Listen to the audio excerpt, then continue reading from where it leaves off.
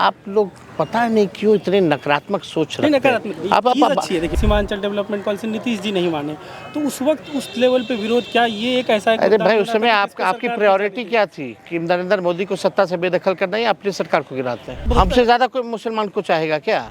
आप रिकॉर्ड उठा के देख लीजिए। रिकॉर्डिंग मैंने बता रहा था। आप पिछले बार राजद 144 में से 18 मुसलमानों को टिकट दिया, कांग्रेस की सीट में कटौती हो। भाई ऑफिशियल कोई चर्चा नहीं हुई, हम आपको क्यों बताएंगे? आप अपने घर की बात हमको बताओगे क्या? आप किससे शादी करोगे, क्यों करोगे, उससे क्यों करोगे? तो हम हमारे घर में क्या समझौता होगा, हम आपके बारे में क्यों बताएं? कहीं से लड़ाना चाहिए, नहीं लड़ाना चाहिए। We will be in touch with Miran. Miran और हम लोग मिलकर के जो निर्णय लेना होगा हम लोग पार्टी लेंगे। मीरान पार्टी के साथ मजबूती के साथ खड़ा है। दिलीप जायसवाल जो भाजपा के प्रदेश अध्यक्ष हैं, अरे भाई, वो मेरे पास काम करवाए थे, उनका हॉस्पिटल का कुछ काम था, तो इस पर मैं चाह रहा था उनका हॉस्पिटल का काम था। अरे बेकार के लोगों की बेकार की बात। एक जो और वो वादा आप कर रहे हैं 200 यूनिट फ्री बिजली का, लेकिन जो डाटा बताते हैं, अभी भी राज्यसभा में पेश किया गया डाटा, उसके हिसाब से बिहार के जो डिस्कम्स हैं वो ऑलरेडी 19,000 करोड़ के नुकसान में चल रहे हैं हर साल। यहाँ के लोगों की शिकायत रहती है कि जब आप सत्ता में आ जाते हैं, जब भी आए, अरे भाई सुनो, जैसे यहाँ डिग्री कॉलेजेस, आप सुन लीजिए, मेडिकल कॉलेजेस की, अरे भाई, once you will come into the power, then only you can implement things, right? जब आए हम मुख्यमंत्री नहीं बने कभी भी। मुख्यमंत्री अपने यात्रा पे निकलते हैं 2 अरब 25 करोड़ 78 लाख रुपए केवल 16 दिन में खर्च करेंगे, केवल अपने मालिकों से बात करने के लिए, जनता से संवाद करने के लिए। वो पैसा कहाँ से आ रहा है, ये तो आप सवाल नहीं पूछते। आप जब सरकार में आएंगे इस तरह के पीआर में खर्चे नहीं होंगे, ये कह रहे हैं? फालतू का क्यों? जहाँ जरूरत इश्तेहार नहीं आएंगे योजनाओं क्यों आएगा? जब लोगों को खुद ही लाभ मिलेगा तो वो खुद ही पीआर है। कई एक दल हैं जो हर साल बनती है, हर साल जो है खत्म हो जाती है।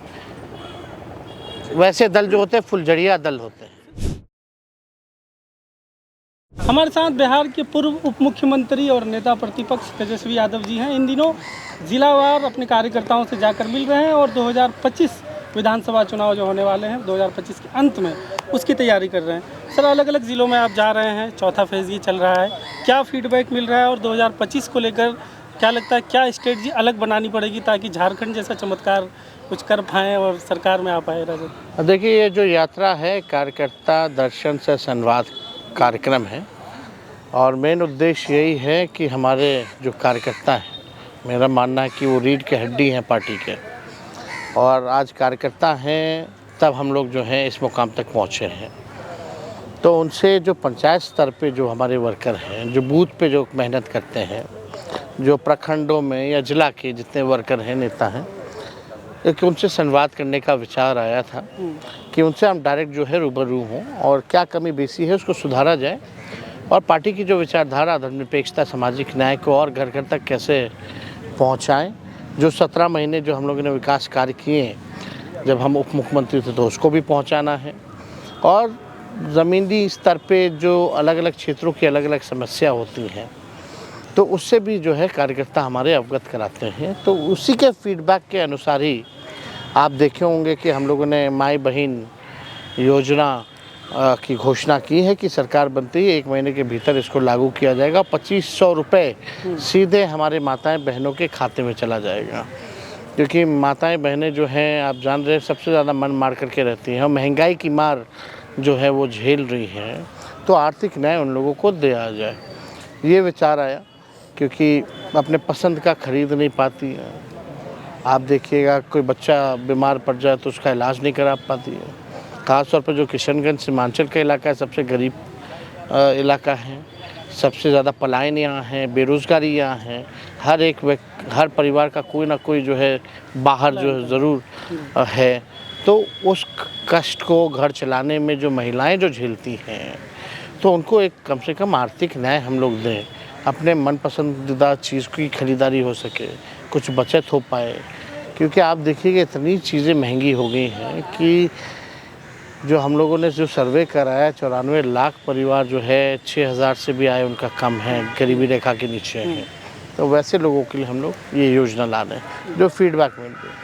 तो सीमांचल इलाके को जब भी चुनाव करीब आता है सीमांचल इलाके को टारगेट किया जाता है। आप देख रहे हैं अभी फिर शुरू हो गया है लोकसभा चुनाव से लेकर, लेकिन यहाँ के जो जिन तबके को टारगेट किया जाता है वो जितना एक्सपेक्ट करते हैं कि जितने आवाज़ से जितने आप प्रोटेस्ट जिस तरीके से उस चीज़ का करेंगे, सड़क पर उतरेंगे कि कहीं भी घुसपैठिया बोल दिया जाता है, कभी कुछ बोल दिया जाता है, तो देखो तो उसको भाई उस तरीके से राजद डट के विरोध नहीं करती हुई दिखती है।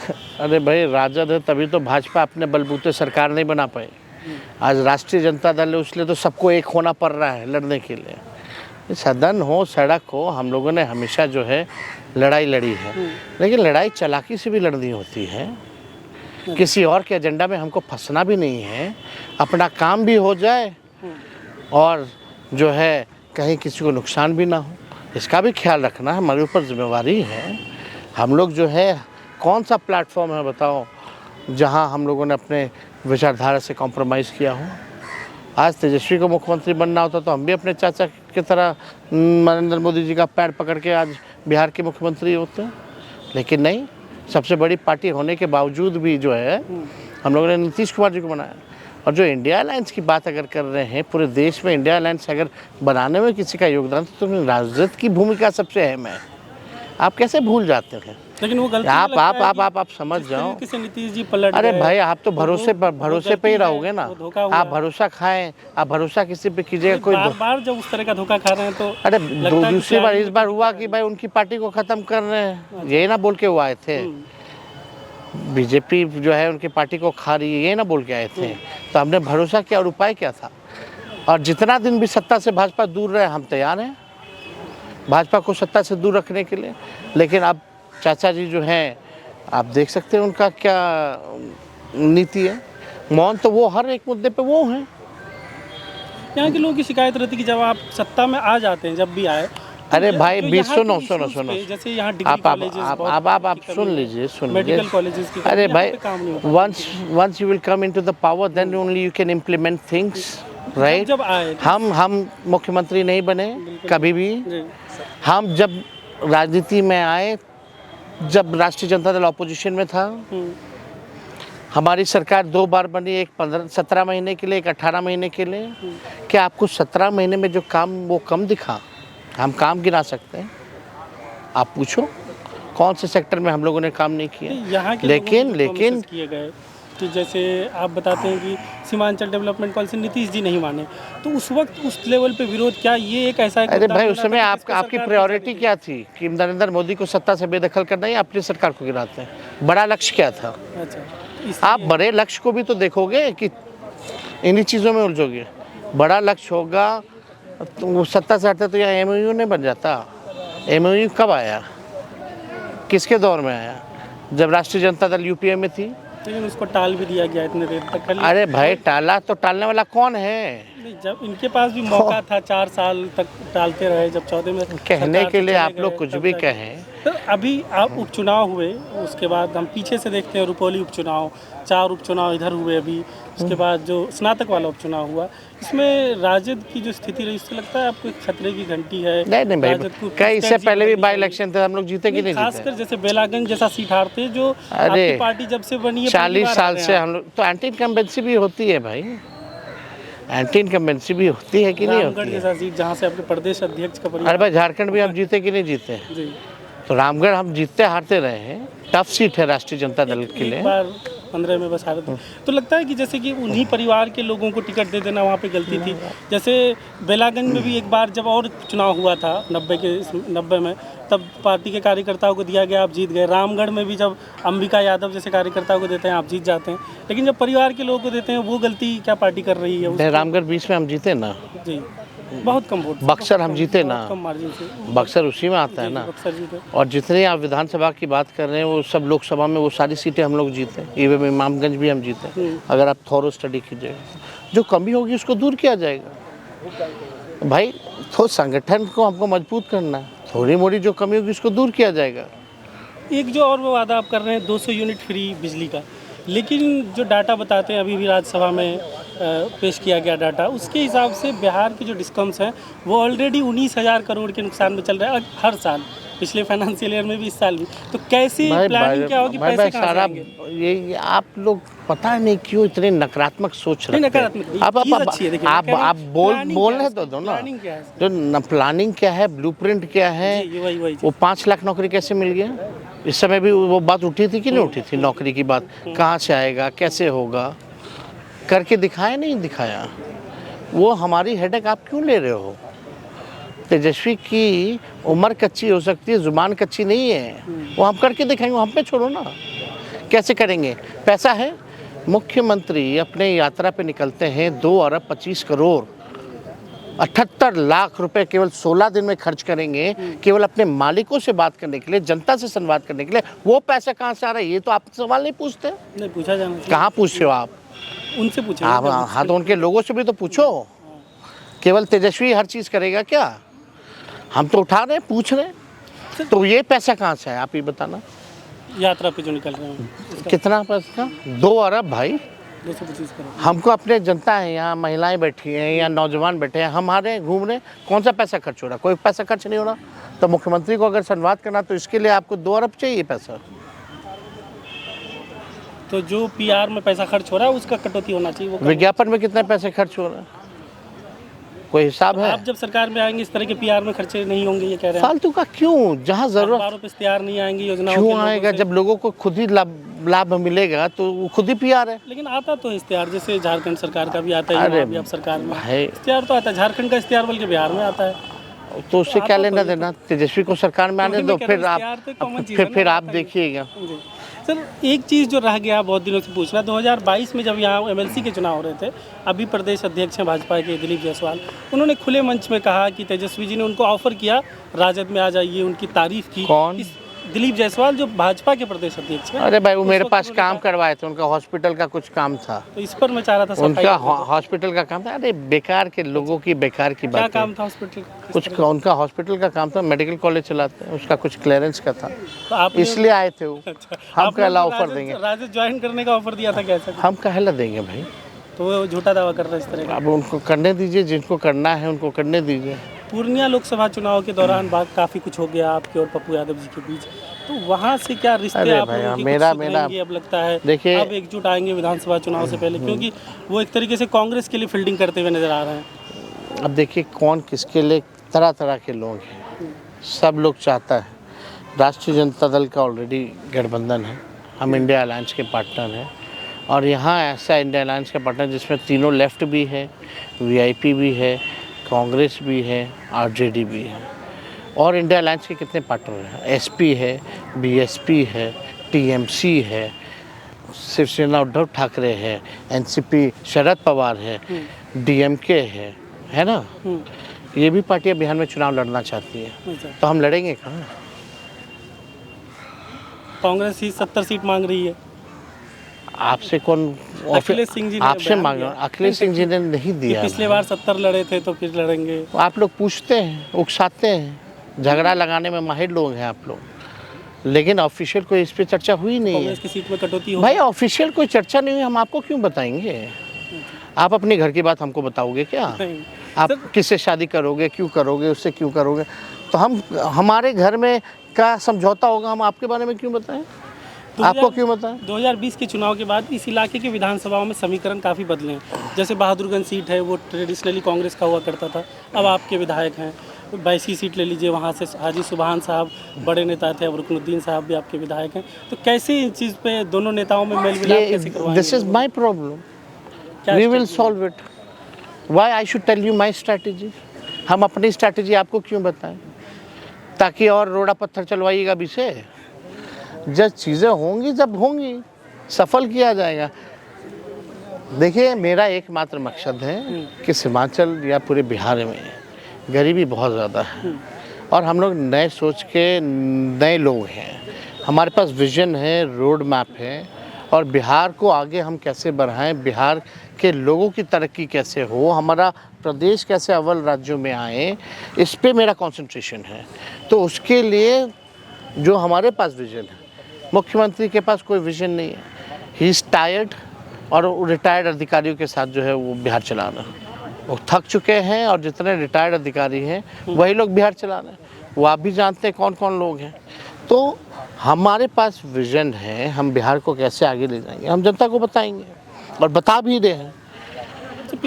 पिछले दिनों एक इंटरव्यू के दौरान, क्योंकि जन स्वराज वाले प्रशांत किशोर आपको तरह तरह की बातें करते रहते हैं, उसको आप किस तरीके से? क्यों भाई, कौन क्या बोलता है, क्या बोलता है, क्या फ़र्क पड़ना है भाई?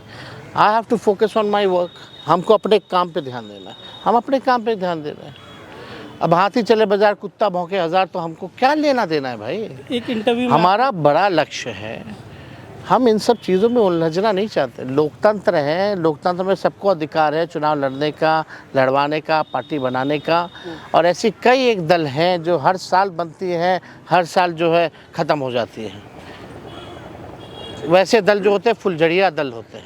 2024 में एक मुस्लिम युवाओं में खासकर ये नाराजगी थी कि मुस्लिम कैंडिडेट राजद की तरफ से कम था। अब तक पूरे हिंदुस्तान में 25 में क्या वो अब रेशियो तक आप लोग देखो, बात को जो है सही से अध्ययन एक बार करके आइए। कितने हमारे एमएलसी हैं मुसलमान, कितने हमारे एमपी राज्यसभा रहे हैं मुसलमान, कितने हमारे संगठन, सुन तो लो, संगठन में कितने हैं। बिहार में सब हमारे पास ही केवल मुसलमान विधायक हैं। अगर एक बसपा से जो जीत के गए थे जदयू में चले गए, उनको छोड़ करके पिछले लोकसभा में हमने कितनी टिकटें सबसे ज़्यादा जो हैं 36 से 40 से 30 से 40% जो है हम लोगों ने। अरे भाई, अरे भाई, तो गठबंधन को ही देखोगे ना, कोई अलग लड़ रहे हैं क्या। सिर्फ राजद की बात करें तो सिर्फ 12-13% तो आपको आप इसलिए वो क्या परसेंटेज बढ़ेगा राजद भाई, सबको मान सम्मान मिले। हम लोग तो सबको चाहते हैं, सबको लेके चले। कोई हम नहीं चाहते हैं क्या। सर एक हमसे ज़्यादा कोई मुसलमान को चाहेगा क्या। हाँ देखो, राजनीति में तरह तरह की बातें, आज तक हम लोगों ने कभी भी आइडियोलॉजी के साथ कंप्रोमाइज़ नहीं किया। हम लोगों ने त्याग भी किया है। हम लोगों के पास ईडी सीबीआई इनकम टैक्स घूमती रहती है, और जो लोग ये बातें कहते हैं उनके यहाँ घूम रही है क्या, जो उकसाने में लोगों को लगे रहते हैं क्या। जितना मान सम्मान हम लोग देंगे, आगे भी देंगे, क्यों नहीं देंगे भाई। हम सबको साथ लेके चलेंगे। हम तो कहते हैं माई के साथ साथ ये बाप की भी पार्टी है। बी से बहुजन, ए से अगड़ा, और दूसरे ए से आधी आबादी, और पी से पुअर। तो ये बातें देखो, पार्टी का स्टैंड। और अब तक पूरे हिंदुस्तान में किसी ने भी अगर असेंबली सीट में सबसे ज़्यादा अगर मुसलमानों को अगर टिकट दिया है किसी पार्टी ने, तो राष्ट्रीय जनता दल ने दिया है। आप रिकॉर्ड उठा के देख लीजिए। रिकॉर्डिंग मैंने बता रहा था। आप पिछले बार राजद 144 में से 18 मुसलमानों को टिकट दिया, तो उस हिसाब से तो आपको दिक्कत है। इसमें दिक्कत नहीं है, ये संख्या अगर बढ़ती, ये मुसलमान युवाओं के बीच मुसलमान, हमारी कोशिश है जितने भी मुसलमानों को टिकट मिले वो मुसलमान हमारे भाई जीत के आए, सदन में जाएं। ये है हमारी कोशिश। विनेबिलिटी देखते हैं हर सदन में हमारे हैं कि नहीं मुसलमान भाई, हर प्लेटफॉर्म पे। तो आप लोग तो बस बात का बतंगर बनाने में माहिर लोग हैं। आपकी सरकार ने बिहार का सेंसस कराया, लेकिन जो मुस्लिम में वो दलित का दर्जा नहीं मिलता आर्टिकल 341 की वजह से, इस पर मैं आपकी सब पे विचार किया जाएगा, सब पे विचार किया जाएगा, सब पे विचार किया जाएगा। जिसका बख्खो है और कई ऐसे कास्ट है जिनको बहुत बहुत बहुत बहुत ऐसी जातियां हैं जिसको आपको नाम भी नहीं पता होगा, है ना। तो सबको, वैसे लोगों को भी अधिकार मिले, मान सम्मान मिले, उसके लिए राष्ट्रीय जनता दल हमेशा आगे खड़ी रहेगी। चलिए एक आखिरी सवाल, आपके युवा नेता मीरान हैदर साहब, अभी मनोज झा सर ने पार्लियामेंट में इनका बात भी उठाया था, आपको लगता है कि विधानसभा में उनको किसी सीट से लड़ाना चाहिए चुनाव, जेल में है वो? भाई, Miral is a role model of a party, ठीक है। मिराल के सम्मान के लिए हम लोग को जो करना पड़ेगा वो हम करेंगे। कहीं से लड़ाना चाहिए, नहीं लड़ाना चाहिए, we will be in touch with Miran. Miran और हम लोग मिलकर के जो निर्णय लेना होगा हम लोग पार्टी लेंगे। मिरान पार्टी के साथ मजबूती के साथ खड़ा है, उसने संघर्ष किया है, कोविड टाइम में भी बहुत मेहनत की है। लगातार जो है पार्लियामेंट में भी मनोज झा जी ने मिरान का नाम लिया है। और किसी ने लिया क्या? नहीं, आप बताओ पार्लियामेंट में। माले के राजा राम सिंह है ना। तो हम लोग तो सबकी बात करते हैं, सबको मान सम्मान मिले। फर्स्ट आर ड्यूटी कि मिरान बाहर आए और उनके जितने साथी हैं वो बाहर आए। आप लोग कहाँ से कहाँ पहुँच जाते हो। आप खाली ये दिखाना चाहते हैं कि राष्ट्रीय जनता दल जो है मुसलमानों को अधिकार नहीं देना चाहता। आपका एजेंडा ये है, और ये आप मानिए यार, बात समझो यार। हम आपको जानते, क्लैरिफाई वगैरह का बात नहीं। मिरान छूटेगा नहीं छूटेगा इसकी आपको परवाह नहीं। मिरान चुनाव लड़ेगा कि नहीं लड़ेगा आप इसकी बात कर रहे हो। मिरान के लिए आप कुछ नहीं सोचते जितना हम सोचते हैं। बात खत्म। चलो ठीक है। तो ये हमारे साथ थे तेजस्वी यादव जी।